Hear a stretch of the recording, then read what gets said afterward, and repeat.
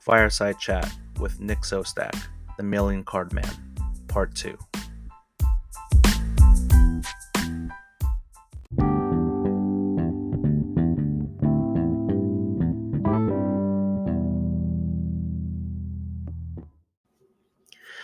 Welcome to episode number 9 of the Card Diary by Hobby S. Thompson. I am your host, Denny Cards, and thank you for joining me from wherever you're listening to this. And I know this is episode number 9 because part 1 of this fireside chat I had with Nick Sostak was episode number 8. So I am currently recording this the evening after my chat with Nick, and I just watched the Denver Nuggets beat the Miami Heat. Yet another way I am breaking my self-imposed rule of keeping this strictly evergreen content, but I think that maybe for these fireside chat episodes, they just go wherever they go, including the intros. And maybe it's the chapter episodes where I try to color within the lines more. I don't know. I mean, really, I'm just figuring all this out. But I just had to just briefly mention that because what I do know is that even though they lost, and when I say they, the Miami Heat, that moment where Jimmy Butler and Grant Williams are forehead to forehead is going to be the lasting image in my mind about these playoffs. And oh my gosh, I really want to buy some Jimmy Butler and Nikola Jokic cards, but I'm going to have to be disciplined because I know their prices are going to be at all-time highs right now.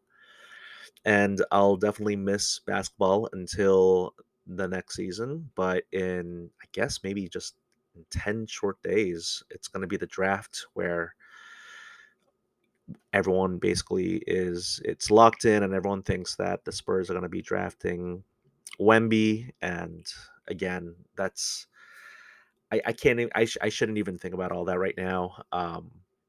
This particular intro um that I'm recording right now. So maybe you just listened to part 1 and I hope you enjoyed that. Tonight was the night that I was actually scheduled to have my next guest recording, but due to unforeseen circumstances unrelated to the hobby, my guest and I had to reschedule. So I just wanted to talk, for a brief moment to set up part 2. And again, I hope you found part 1 enjoyable, especially near the end where I really thought that Nick was just so inspirational. Um, but here's the thing. As a dad of 2 young ones, and I didn't talk about this during our fireside chat, just you listen to part 1 and it won't occur in part 2, but after we got done recording, and I guess earlier today, I just couldn't help but think about how I would feel if my children wanted to do what Nick is currently doing. Would I be supportive or not? And I think it's easy for any of us to say, sure, why not? You want your children to be happy, and of course you would be supportive. Until you're actually faced with the actual point in time in real life.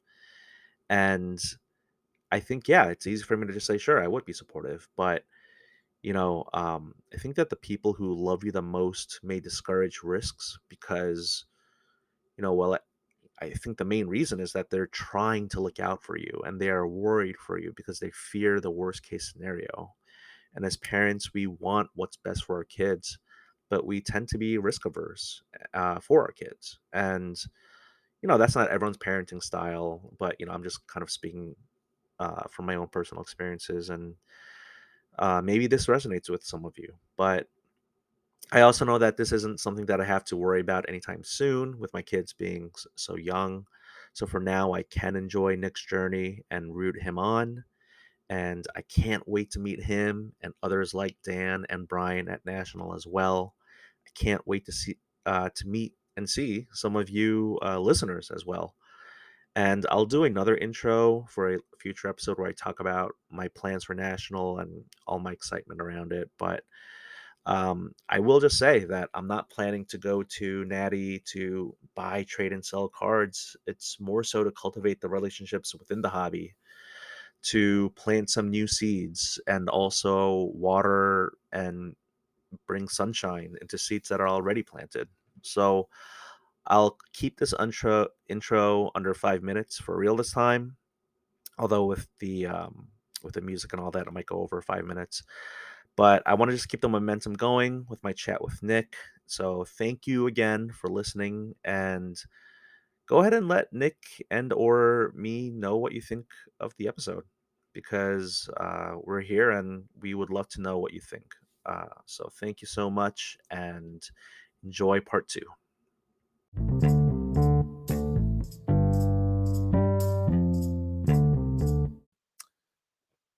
I mean, let me just ask you, because I did have this in my notes and I was like, I don't know if he's going to want to answer it or not.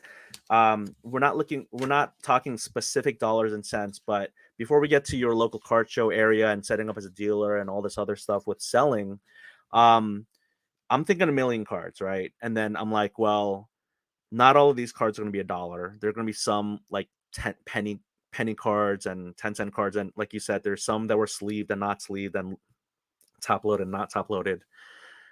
I just want to ask you if you're comfortable in answering this million card collection. How much did it cost you? And then what was your exit strategy? Like, how much did you end up recouping of that?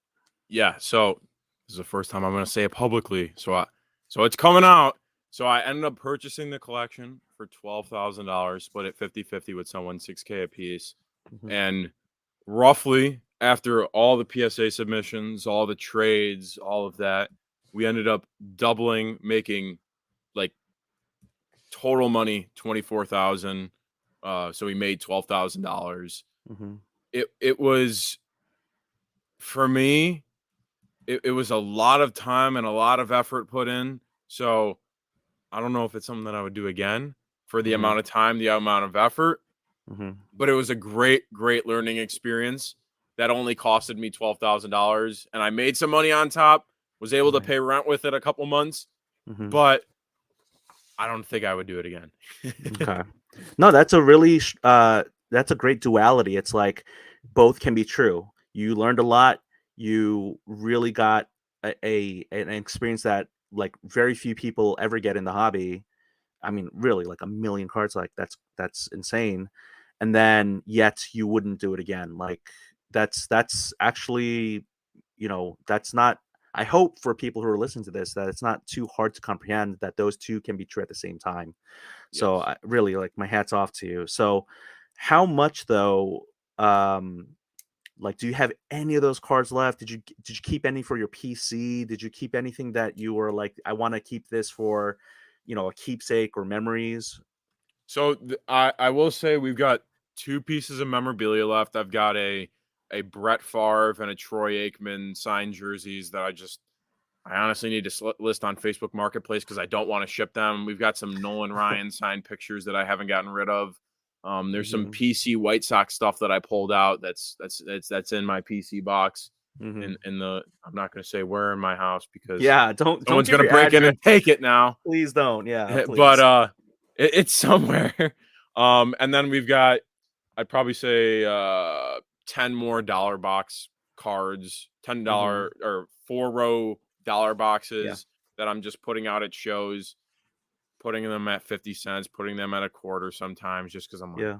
get these out of my house. I'm done with Yeah. these. Yeah. But mostly done with everything. Yes. Wow. Yeah. So we're talking like over 90% just out of Oh, those over million cards. 99%. Over 99. Yeah, I guess. What am I saying? Yeah. 90% of a million card would still be like, I won't even do the math like off the cuff, but 100,000. wow, look at you. Oh my gosh, you are very good at you have to be with that many cards. So wow, incredible. So you're saying you doubled your initial investment, and I'm not trying to glamorize flipping or like, I just want to get the perspective, but that's after fees. You said after grading, like that's all out. That's like net income, not like gross revenue. Oh, certainly not gross revenue, but like that's all out, right? Yes. Yeah, that's And that's incredible. I will say it was a little tough tracking things, Mm, but when you're like, all right, like this show we made this much, and we'd roughly keep, all right, this mm-hmm, is how much we made at this show, this is how much we made at that show, and then by the mm-hmm, end we're like, okay, this is the number that we ended up making. yeah. So it was a lot of time though, a lot of effort. Like I said, I wouldn't do it again just because I plan on doing a lot more in the future that's not gonna take up all my time in cards, and I want to Mhm. do a lot more content wise, and I don't know if Mhm. that's all gonna be card content. Right. So that's where I'm like, all right, I wouldn't do this again. Yeah, actually, can I ask you? I had just a note here, and it just says bobbleheads. So I saw your very early content. I mean, maybe we just pivot to content right now, because I feel like we spoke so much about the collection, and thank you so much for all that insight. I Right. just don't want to like make this all because you're more than just that one collection. You have so much of a future ahead of you with the hobby and just in life that I imagine that you don't want this to be your one. Right now, it may be your claim to fame, but I don't see that at all being like your legacy. I just feel see that this as like the stepping stone into greater things. And so bobbleheads though, you very early on in your social media posts, I think your first one I wrote down here July 21st, 2021, so almost 2 years from now. We're getting close. You yeah, like one of your early posts was talking about was it like Lorenzo Kane bobbleheads that you got one. Each person who came in through the stadium got a free one, and then you bought some off people. You got yours for free, and then you bought some others from people, and you flipped them online. And then I didn't check all your posts because that would have been taking too long. But like more recently, I saw that you were making content taking video of you transacting with people for their bobbleheads. That time, I'm sure it wasn't Lorenzo Kane. I forget who it was, but are you a collector of bobbleheads? Do you like to flip bobbleheads? And you're saying more than just cards. You want to do other things too. Yeah, so I do collect. So usually when I do something like that, I will get the initial one that's just for me, and Hmm. then I will. So let's talk about the Lorenzo and the Eloy. I was going around the stadium. I know this may be sexist, but most of the girls that go to the game would rather have $10 in their pocket and go be able to buy a beer than whatever this random player's bobblehead is. Yeah, Because yeah. I mean, I will ask 10 guys and only one of them will sell me whatever that particular There you go. player are. I will ask 10 girls and 5 out of 10 will sell me the bobblehead because they're like, you know what? Like, it's free money. Like I walked in the stadium, I bought the ticket or my dad bought me the ticket and I can go buy a beer, I can go buy a hot dog now. Like I'm happy Hmm. about it. So Hmm. I will go to promotional games Hmm. that will have promotional items. If that's bobbleheads, sometimes they'll have like jerseys or shirts that they're giving out, and Hmm. try to buy them off people. Pay for my ticket, pay for some more stuff, pay for gas, whatever, parking, make some money on top. That specific one, the Lorenzo Kane one, I think I ended up buying like 8 or 9 bobbleheads at $5 a piece. We're Hmm. selling them on eBay at like 25 to 30 a piece. So Yeah, that's like easy, like 4 or 5x right there. yeah. Them paying shipping too. So it was just buying stuff, being able to flip it, go to the game for free. And I'm still doing that to this day as well.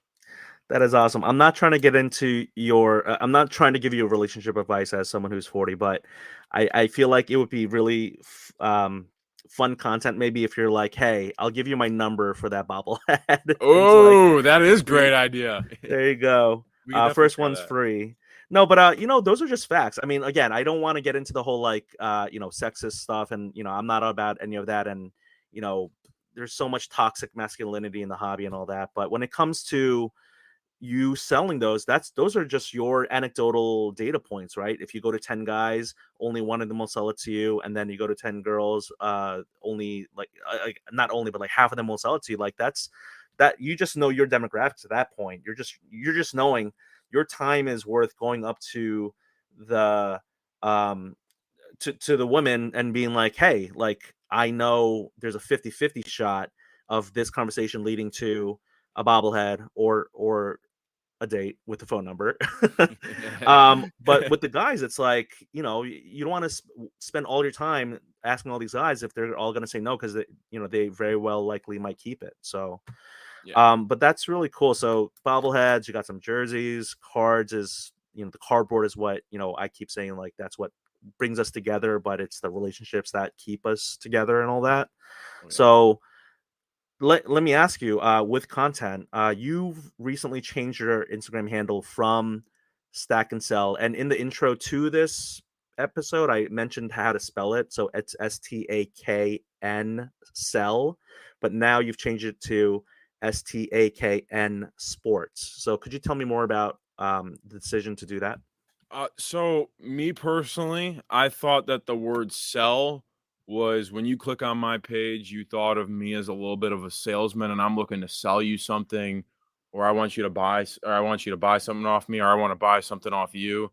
And sports, I thought when I made the decision, I was like, I can branch off and not in the future, because I don't just view I view cards as a stepping stone and still being able to stay in the hobby, but being able to go to games and go to a thing like SneakerCon and talk about sports there and not just be so stuck on the sales thing. And when someone clicks on the page, it's like, oh, he's trying to sell me something. Mm-hmm. Now I want to be Nick Sostak, which is why the stack is and Mm-hmm. sports stack Right. me Nick and sports. So it's Right. sports content Mm-hmm. that's fun, that people enjoy. I like to ask people questions. At first, I was doing a lot more, like my initial content was a lot of lecturing, and not lecturing, but telling my takes, telling people how I feel about Educating. things. And Yeah, I'll you're still do that a educating. lot on my Yeah. stories, but now I Yeah. like to go around and ask people questions and get other people's opinions on things. Mm-hmm. So, I alluded to this at the beginning, but one of your recent content pieces, and I wouldn't say it's lecturing, it's like educating, you're sharing, right? Yeah. And I think I remember one interview you did where you said you actually wanted to be a teacher, right? Is that right? Yes. But Yeah, yeah. I want to be a teacher when I was growing up. yeah, and you're young enough where, I mean, whether it's hobby related or not, I mean, that's still an avenue to pursue. I think I've watched your stuff and I feel like I've learned quite a bit of things. So speaking of one of those things, card fat, can you explain that term to the listeners? So I feel like sometimes people will, if you're a show goer, if you buy on Whatnot, if you rip packs, you will accumulate. You'll buy a Wander Franco auto at $350. You'll get the card, you'll enjoy the card, and if you're a flipper like me, oh damn, there's a bad comp. There's a 320 comp. Okay, Hmm. I'm gonna hold it until that gets to 350. Mm, Oh my god, a new comp at 280? yeah. Okay, I'm gonna hold a little longer, and then it's, oh, a new comp at 2. So you'll just keep watching this downward spiral, and Mm, you'll build up this massive amount of inventory of stuff like, oh, like I took a loss on this, but I'm not gonna take the loss in the selling of it.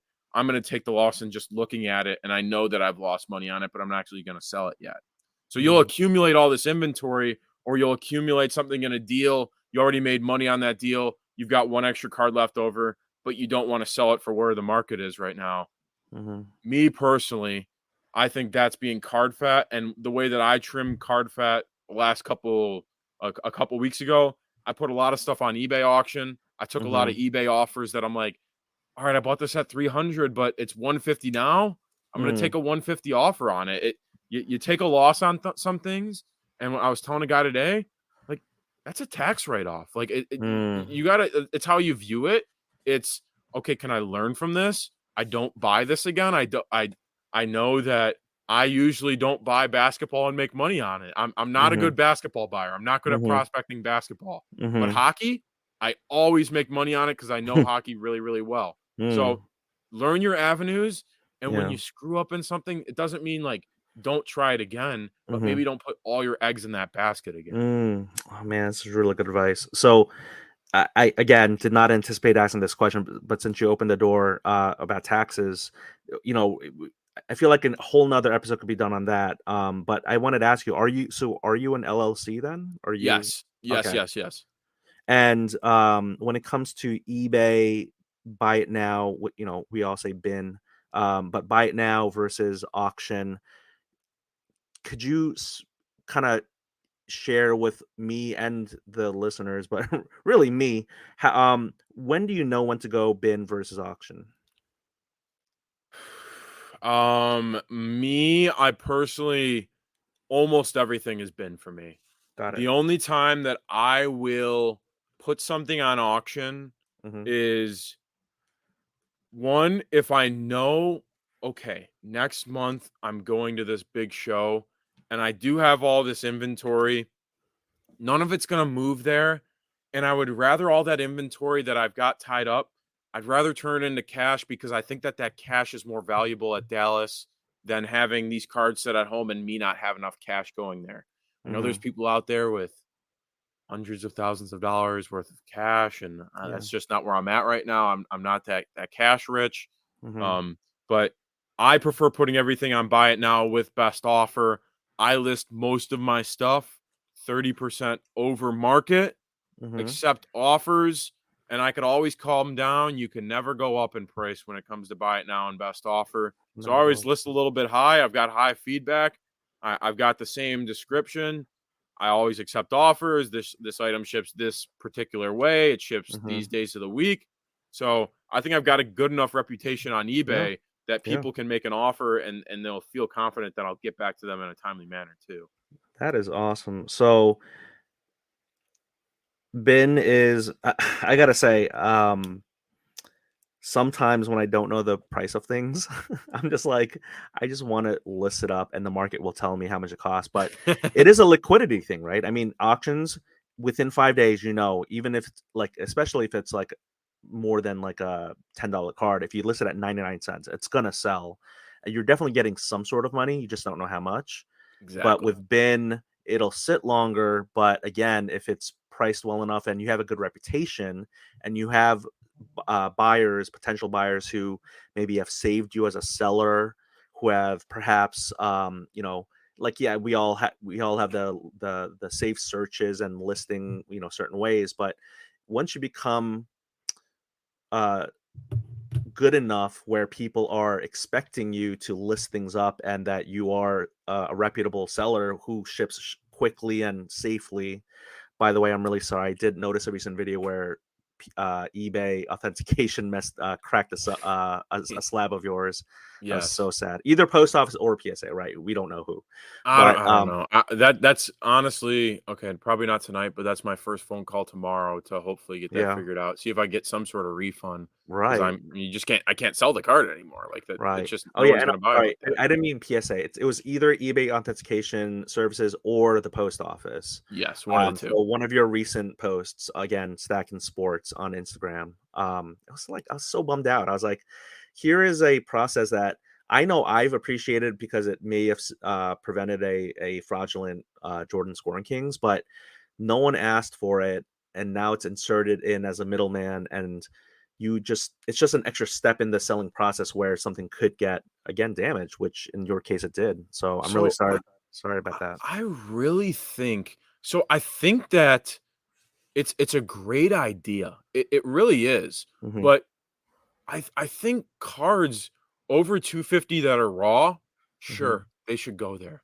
Yeah. But if it's like that Bobby Witt, it was like you're not getting that. Like I don't think anybody's like making that. I really don't Hmm. think anybody's making that. Maybe there is a company out there that can dupe cards really really well, but I just don't think so.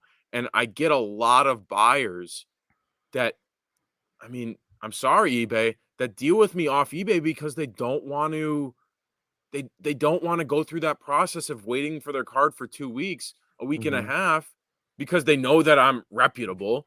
I've Hmm. got these followers on Instagram. I've got this amount of people that save my eBay. I'm Hmm. reputable, I got 99% feedback.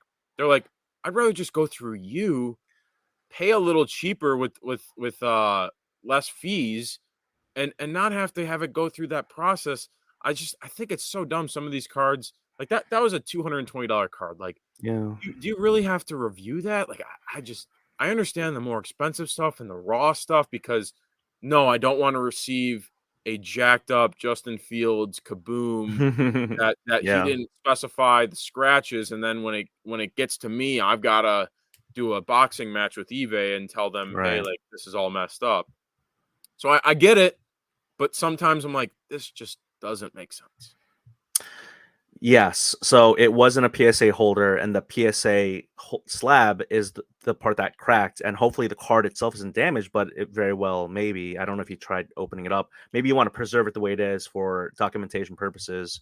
Again, not telling you or advising you what to do, but it's a tricky process for sure. And I gotta say this. Speaking about like altered cards or cards that may not just come the way you thought. I've done my absolute best to not bring up specific cards, for my monologue episodes, for like the chapters and the card diary part of things. But with the conversations like this, you were mentioning specific cards, and I gotta say, currently, there is for sale a Kobe Bryant Superman out of 100 that it's very clear that the bottom left corner has was marked in by like a black marker, like a black Sharpie or a black tip marker, and that person is not divulging that on eBay. And it has Oh, like, I forget what price it's at, but it has more than a dozen bids. It's going up, and I'm just like, that card should. Again, they didn't divulge it in the description. Who knows if that buyer is gonna end up like asking for a refund?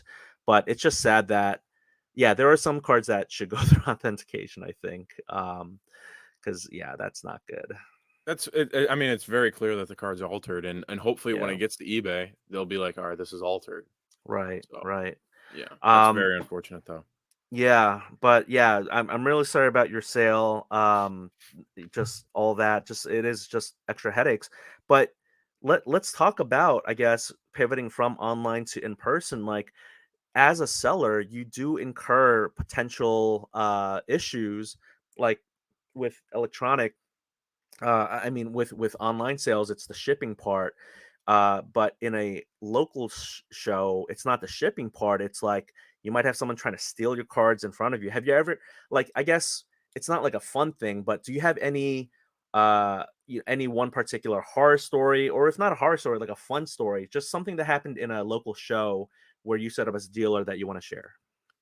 Okay, so couple things like most one the number one memory that just comes to mind, and it wasn't even a card that was stolen from me. Mm-hmm. It was I was at the Arizona State show not this year, but last October, September, around that time. Mm-hmm. And I had a kid come up to me selling me like probably like 10, 15 slabs. Mm-hmm. And I mean, yeah, like most of the stuff was in that $20 to $50 range. Some stuff was in the $100 to $200 range. But Mm-hmm. he was like so happy with getting 70% on everything. And I mean, like, some people are cool with that. Other people are like, I don't like, no, Right. like we're not doing that. But he Right. was just, yeah, let's do this. Like I'm trying to make my money and walk back around the show. Mm-hmm. And there was a Derrick Rose BGS 10 rookie numbered. It was serial numbered that was sitting on my table. And this guy walks by and he starts yelling at me. I'm like, what's wrong? And he's like, you stole that damn card from me. It was in my box yesterday. I'm missing 20. And I'm like, yo, Whoa. like this kid is trying to sell these to me. I Mhm, didn't buy the cards yet. I haven't given him any sort of money yet. mhm, Like, I'm sorry. Like, and he's still yelling at me. And then he realizes it was this kid. They get security over. They kick him out of the show. He thankfully apologized to me and he's like, hey, like, I'm really sorry. I didn't mean to take it out on you. I thought it mhm, was you. I shouldn't have assumed you so quickly. mhm, And I really appreciate you like being cool about it and not like, I don't know, like blowing up at me. And I'm like, I,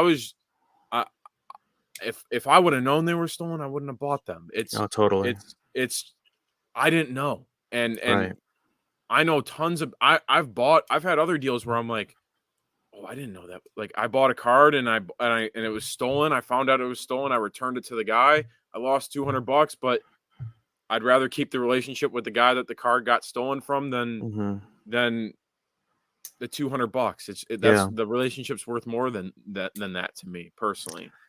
that's really at some point, someone has to stop the chain, and you to stop the chain there is was really is commendable.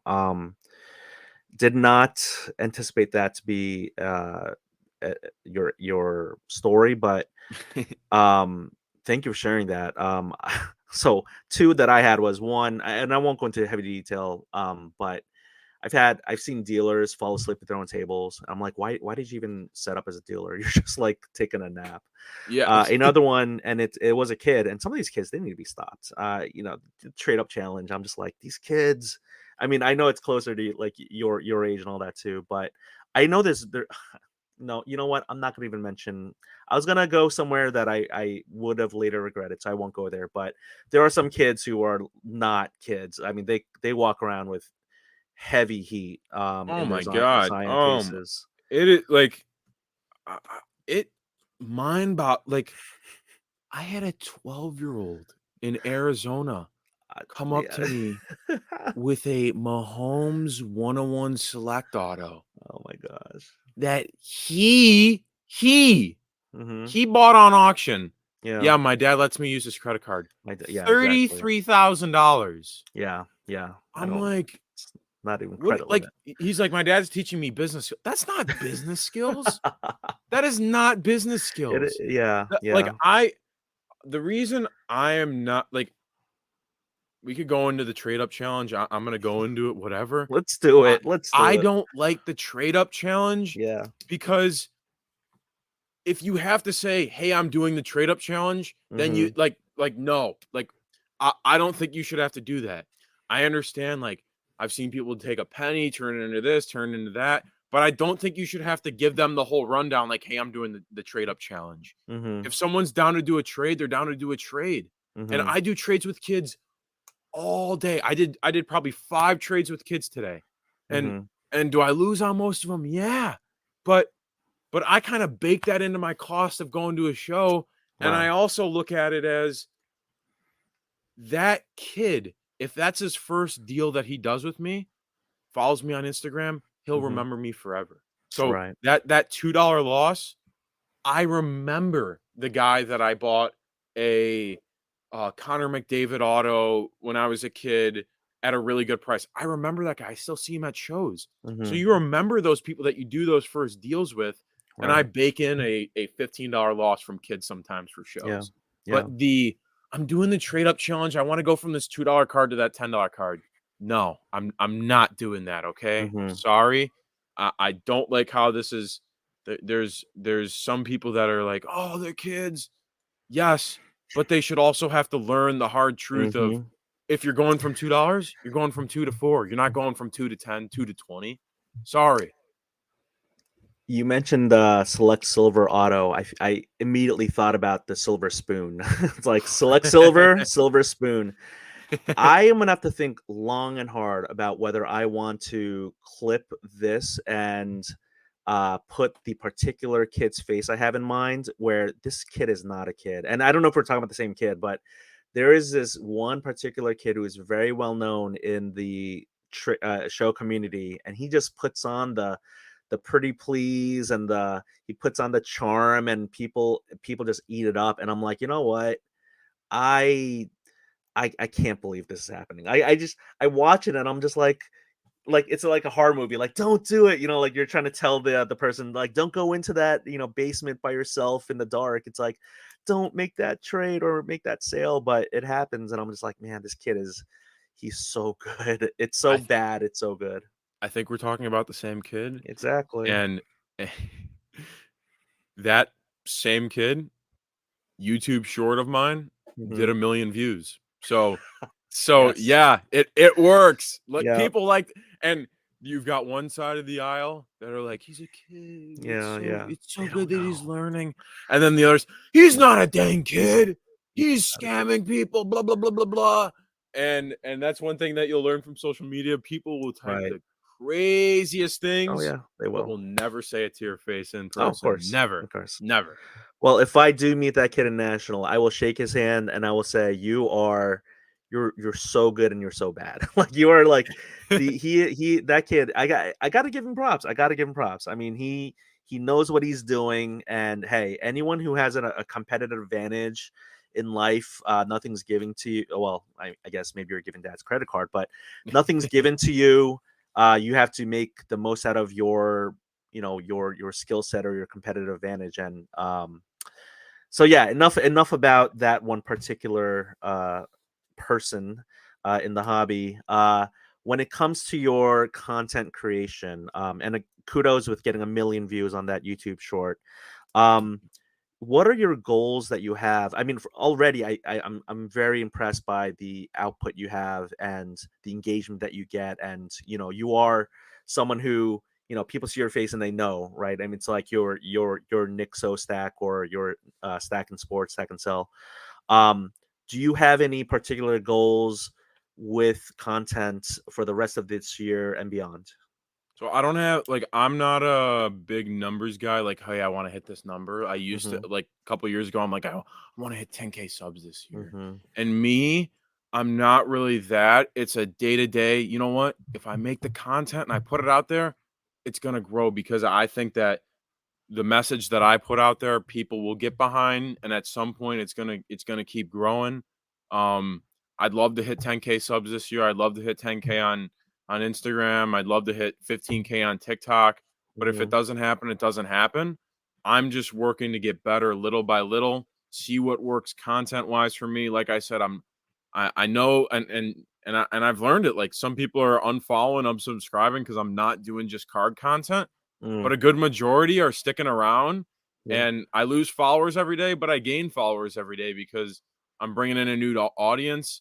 I'm trying new things out. I'm not just doing the card thing. Like I said at the beginning, this is just like my stepping stone. I want to be in cards long term, Mhm. but I also want to maybe sports is not everything I do all the time. Maybe I want to go into business at some point, have a business podcast, talk about business on the street with people. Mhm. Like I view this as I'm getting my social skills a lot better. I mean you watched that first video. Me talking on camera is way better now than it was 2 years ago. And 2 years after this it's going to get better. I used to not be able to talk to as many girls in public. Now I'm pretty good at it. I used to not be able to talk to people in public. Now I'm a lot better at it. So just Mhm. improving these skills, and then at some point maybe there's an opportunity to go work at a company. Maybe I keep doing my own thing. Mhm. You never know what'll come across my plate. I've had some interesting opportunities, people emailing me where I'm like, no, or maybe I'm like, I'll take a call for that, see what that's Mhm. about. But I don't know what's coming this year. I don't know what's coming next year, but we'll see where it goes.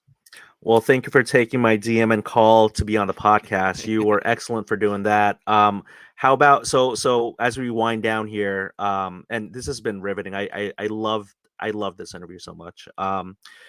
What are your goals for, like, being in the hobby? I mean, I'm sure, like, again, national is like a stone's throw away from you. But when it comes to just like dealing, you know what, we might have to talk a little bit more about the local card show while I have you. But yeah, what are Yeah. your goals for within the hobby and specifically cards for this year and beyond?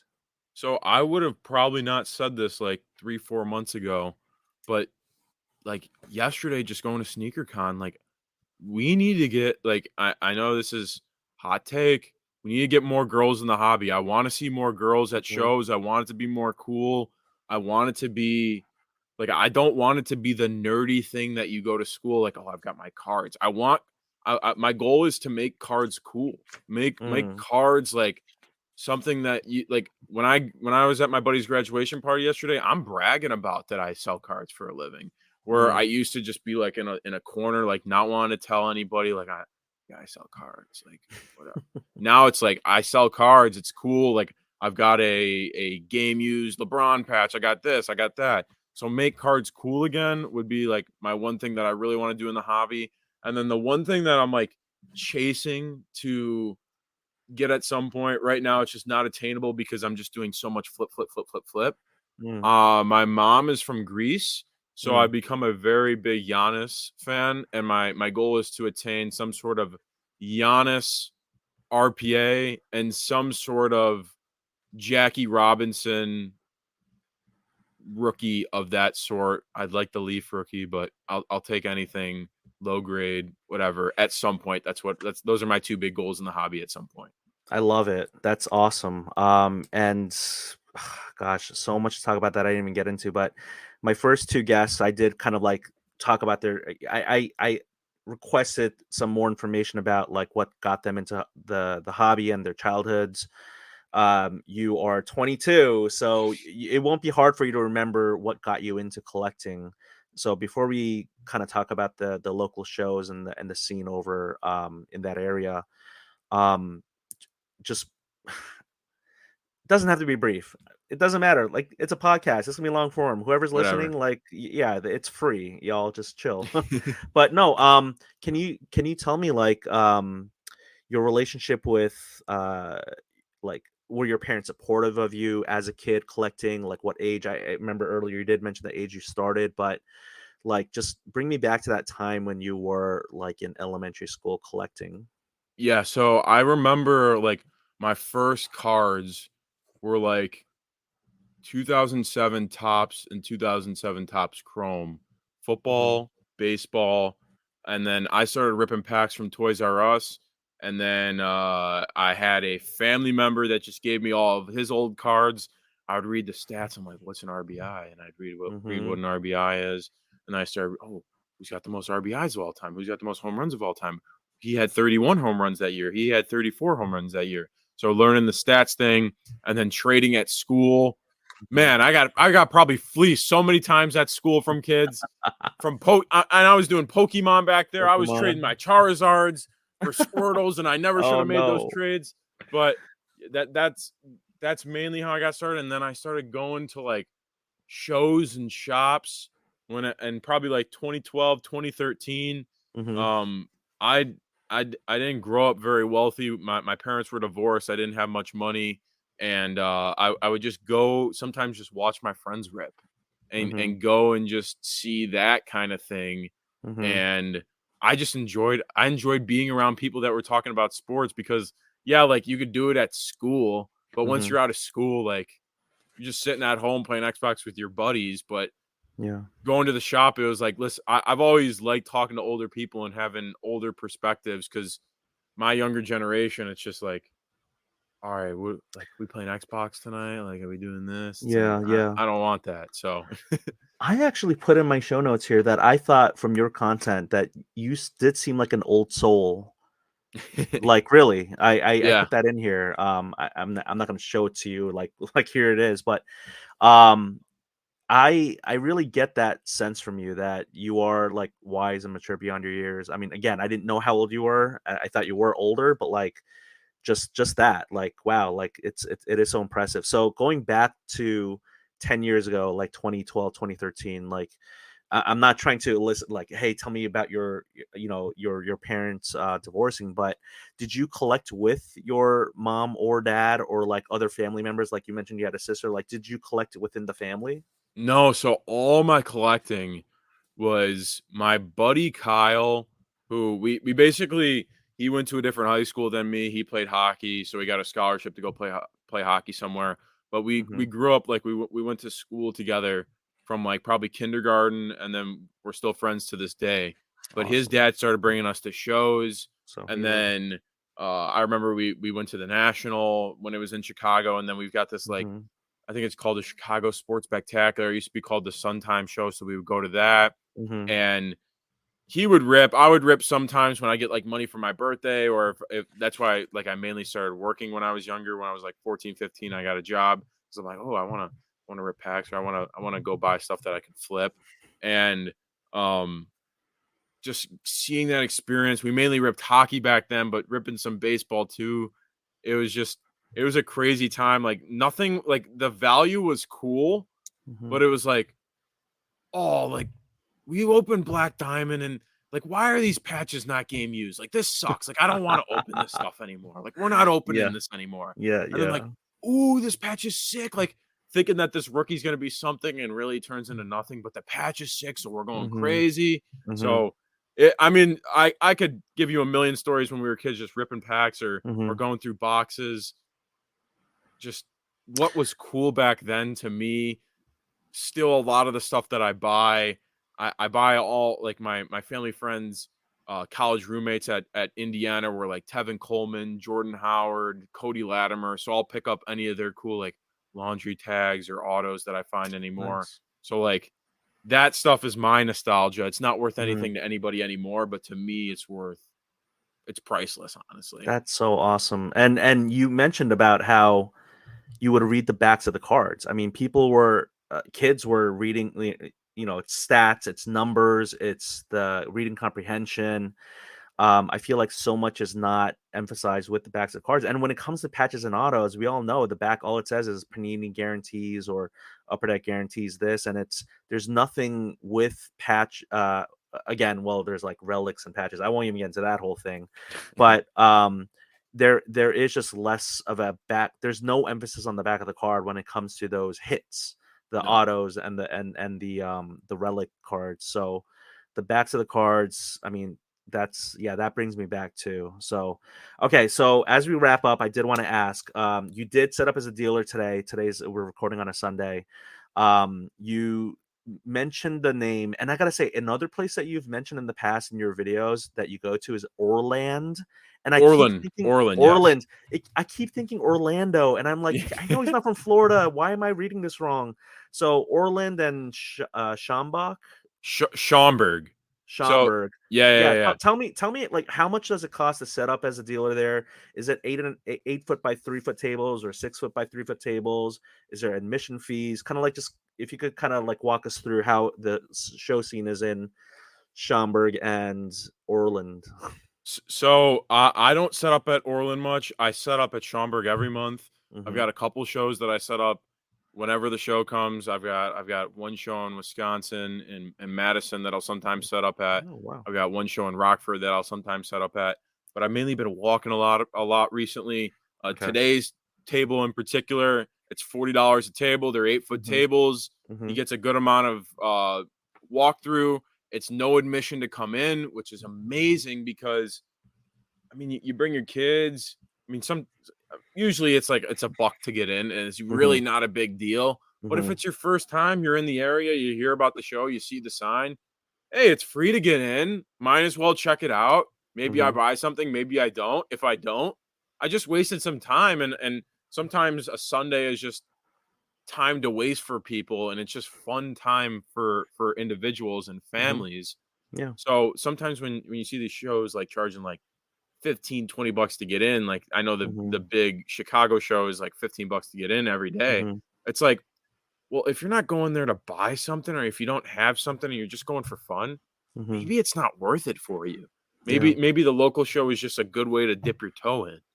Right. Um, but this Schaumburg show is, I want to say, 70 tables. It's a lot 70. of Okay. people that you deal with every weekend. A lot of the same people I deal with on Instagram almost every week. Hmm. And that's why I say relationships are so key because a lot of these guys I'm making the deals with all the time. I Jason, Alex, Terrence. I mean, I could go name off tons and tons of people that I made deals with today, that I made deals with last week, the week Hmm. before, and it's all about relationships. He buys it here. He knows a guy that he can move it to for X, and I'm Hmm. cool with it because I bought it for Y and I made money. So Hmm. you keep that relationship going. You're going to see him at the next show, and that's why if you burn a bridge, you can burn so many other bridges while you're at it. And we're Mm. in such a small space that it's so easy for things to go around and so easy for things to be heard. I hope the people who have listened all the way through have learned, appreciate how much they've learned, because I know I've learned a lot. And some of the stuff I've known, like keep the good relationships and all that, but like you've provided so much clippable information that I feel like I can just I'm doing my best to not oversaturate. I've talked about this with my first two guests where I'm like, I don't know how much to put out there, and I don't want to like, I want to try to promote and market the podcast, not certainly not for any monetary reason, because this is all just like for fun, but to kind of, like, I want people, I want you to know that I appreciate you so much, and I want a lot of people to listen to this, because I really feel like there's stuff that we've talked about today that I just don't. There's so many good uh podcasts and hobby content out there, I just don't feel like a lot of this is talked about. So I really appreciate the insights you've given, the vulnerability that you've shown today. And I hope you had some fun, because I know for me, like we're over an hour and 30 minutes here, but this was a blast to me. Oh yeah. Oh yeah. Like first thing, clip as much stuff as you want. I really have no.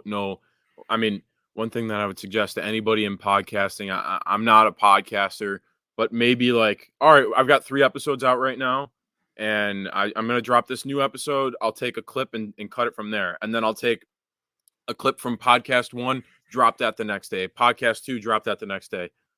Go back to podcast 3, drop another clip there. So drop as much stuff as you can. The worst thing that, I mean, someone's like, all right, maybe I don't like this guy. Then they keep scrolling. Like, that's not a big deal. It's Most of true. the people are not just like, all right, I'm going to unfollow.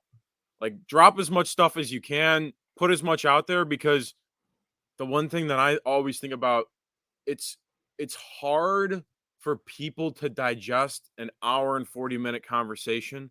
It's easy for them to digest a 90-second clip. It's Right. easy for them. All right, I'm going to stop scrolling right here. I'm going to watch this clip. It came up in my feed. I could watch it real quick.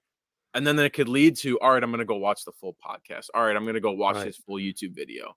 Right. It's not, I never have I never fault people for putting too much content out. Maybe sometimes it's like, all right, that's a little overkill, man. But if it's good content, why not drop it? Right. And I think this was great content. And but of course I'm gonna be very biased, but you have been an awesome guest. Thank you so much. Again, third guest in the Car Diary by Hobby S. Thompson. You I reached out to you, you took a chance on me.